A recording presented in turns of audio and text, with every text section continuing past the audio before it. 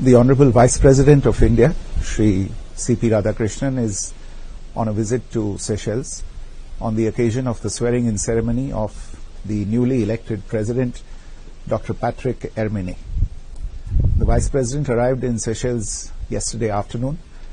He began his program by addressing a gathering of the Indian origin community here in Seychelles, and subsequently attended the swearing-in ceremony of the newly elected President. He also had a brief meeting with Prime Minister Naveen Chandra Ramgoolam of Mauritius, who's also here in Seychelles for the same purpose.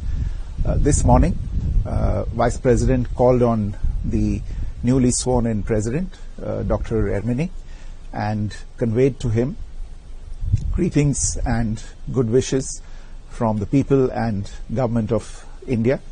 He underlined to him India's intent and desire to further the long-standing ties of kinship and cooperation between India and Seychelles.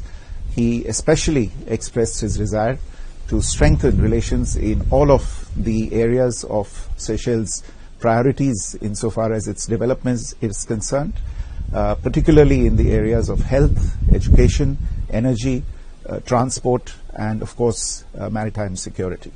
The Vice President also handed over to President Dr. Hermine an invitation from the Prime Minister of India to pay a visit to India at mutual convenience.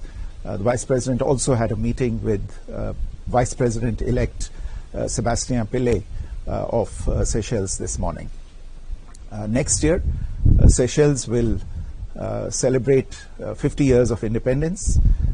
It also happens to be the 50th anniversary of the establishment of diplomatic relations between India and Seychelles. As these happy events gather next year, we are confident that the relationship between India and Seychelles will be taken to greater heights.